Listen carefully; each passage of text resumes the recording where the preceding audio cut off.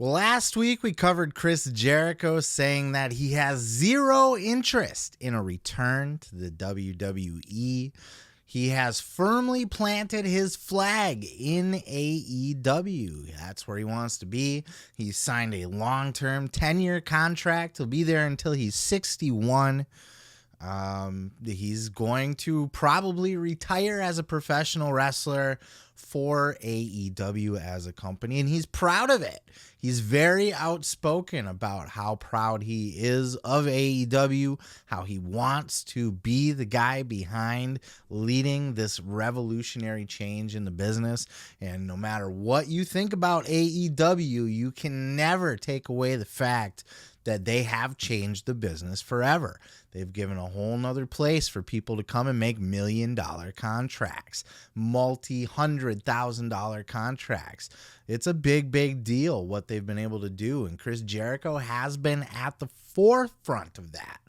So there's no wonder why he doesn't want to leave AEW, besides the huge fat paycheck that he's getting and the complete creative freedom and all of that. But to talk more about it, Chris Jericho was on the Sessions podcast with Renee Paquette this week, and it was a pretty damn good chat, as it always is with Renee. God damn, she's one of the best interviewers in the business, period. Her conversation skills are almost next to none. I can't think of too many that could be better than her. She's just so fucking easy to talk to, so kind, so like warm, and like creating that atmosphere where you feel comfortable opening up to her. She really is like talking to your fucking sister or something like that. You know, she's great.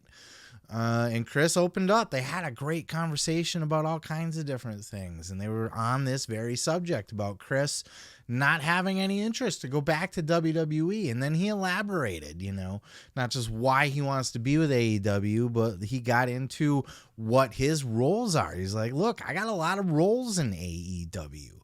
And here's a clip of him talking about exactly what he does in AEW that keeps him so engaged behind the scenes, that keeps him carrying that flag for AEW for the next 10 years. Check out this clip. That's why I wanted to go to AEW, because I didn't want to just be in WWE and just be there for the sake of being there. I wanted to try and make a difference in wrestling and change the course of wrestling history, which we did. So that kind of reinvigorated my whole love and fire and passion for wrestling.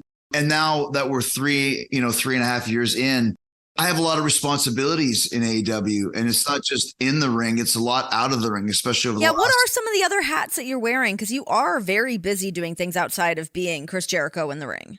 Well, I think just being Chris Jericho backstage, like I have the most experience out of anybody in the company with the exception of Dustin Rhodes, but also because I came in as kind of the flagship guy. Like when AEW first started, it was on my back for the first few months. We knew this. How many stars can we make? Let's bring in Mox. But the Cody wasn't as big as he was. No one really knew who Kenny and the Bucks were. Hangman Page, Darby Allin, Jungle Boy. Those are some of the guys I can recall working with right out of the gate. Just like we have to get more plates spinning here.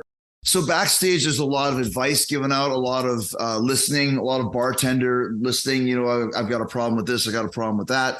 There's a lot of working closely with Tony Khan, a lot of locker room leading. You know, especially over the last 6 months or so, when we kind of had to take the reins back, when there was a lot of bad publicity and a lot of uncertainty in the dressing room. As a matter of fact, your man and Danielson and myself kind of like, we have to really take charge here because we're going to lose the dressing room. And if you lose the dressing room, you're fucked. So there's a lot of that sort of thing going on. Basically everything, you know, I think it's kind of almost like a real general.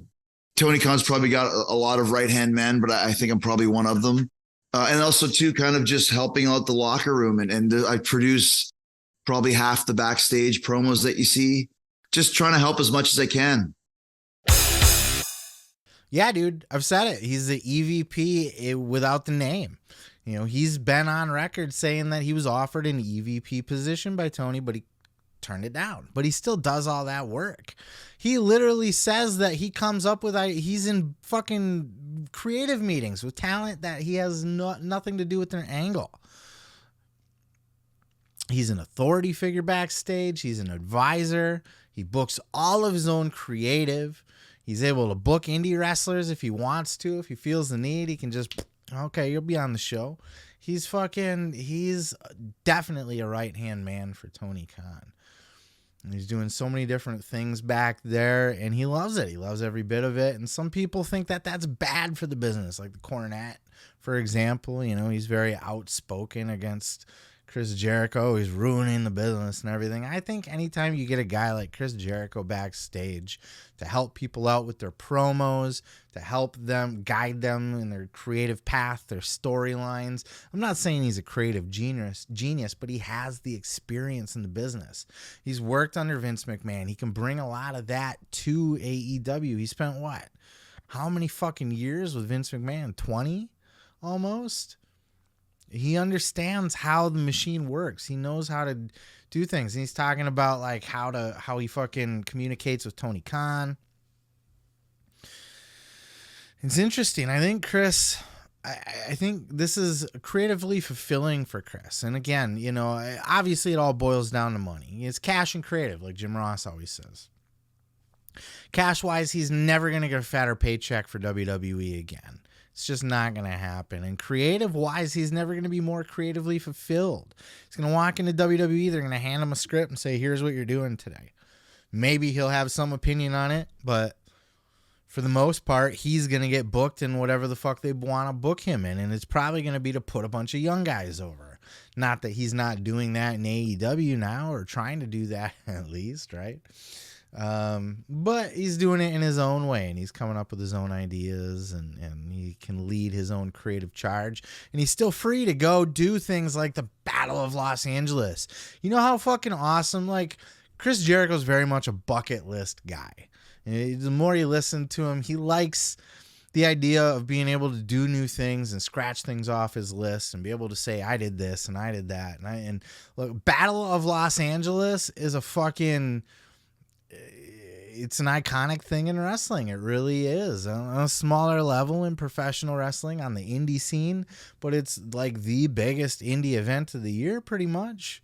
Certainly one of. It's world renowned. People come from all over to be a part of BOLO every year, and including the Jericho Appreciation Society. So dude does a lot of work for AEW. He certainly earns his keep around there.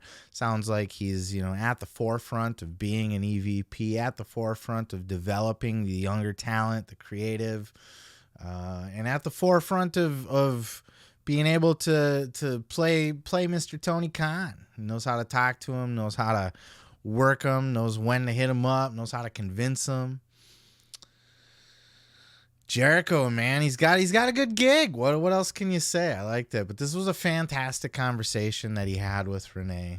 This was some of the newer information, because we've all heard these stories about Chris Jericho, you know, doing this behind the scenes, doing that behind the scenes. But I don't think he's ever actually itemized them necessarily like he did here, and really exposed just how big of a part he really is of the actual machine of AEW. I think Chris Jericho, at least the way he talks, very much fancies himself to be AEW. Not just a guy that's hired to work for AEW, but I think AEW runs in his blood. He sees a lot of AEW as his baby. Even though it's Tony's baby, I think Jericho sees it as his baby too. And I think that, along with a giant fucking truckload of money, is why he's staying where he's staying. Let me tell you something, brother. You can check out full episodes each and every Sunday right here on this channel, dude. Don't forget to like, don't forget to subscribe, and don't forget to take your vitamins and say your prayers, brother.